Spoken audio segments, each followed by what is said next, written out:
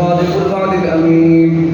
وأصلي وأسلم على هذا النبي الحبيب المصطفى الذي خلقه الله نورا وهدى ونبيا وبعثه شاهدا ومبشرا ونذيرا وأرسله داعيا إلى الله بإذنه وسراجا منيرا. أما بعد فيا أيها الناس أوصيكم في الإيمان والإسلام والإحسان.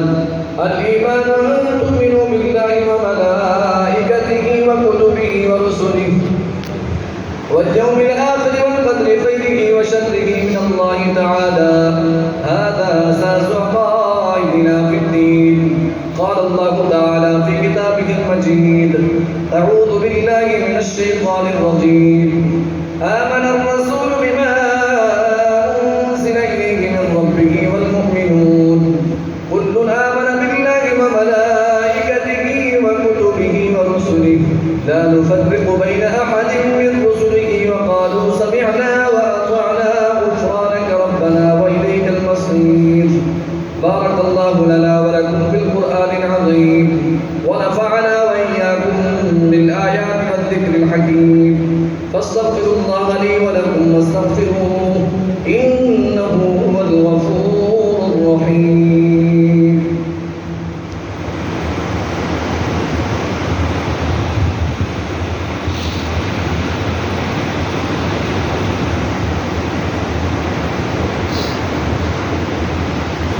الحمد لله نحمده ونستعينه ونستغفره ونؤمن به ونتوكل عليه ونعوذ بالله من شرور أنفسنا ومن سيئات أعمالنا.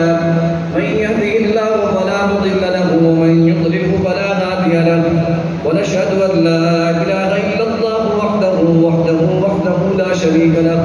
ونشهد أن سيدنا مولانا محمدا عبده ورسوله. أما بعد فأعوذ بالله من الشيطان الرجيم.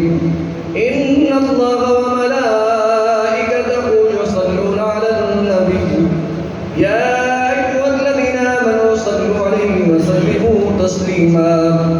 اللهم صل وسلم وبارك على نبيك المرتضى ورسولك المجتبى سيدنا مولانا محمد الحبيب المصطفى عالم الهدى شفيع الورى بحر الندى كريم العطاء خطيب الأمم عظيم الجود والكرم. وقال رسول الله صلى الله عليه وسلم في حقه: لو كنت متخذا خلالا غير ربي لاتخذت أبا بكر رضي الله تعالى عنه وثانيهم عمر بن الخطاب رضي الله تعالى عنه الذي كان يفر من ظله الشيطان فجعل بين الحق والباطل الفرقان. وثالثهم عثمان بن عفان رضي الله تعالى عنه الذي جمعه الله بيده القرآن فجعل يده يد النبي في بيعة الرضوان. ورابعهم علي بن أبي طالب رضي الله تعالى عنه الذي كرم الله وجه المنان فجعل باب المدينة الولاية والعرفان.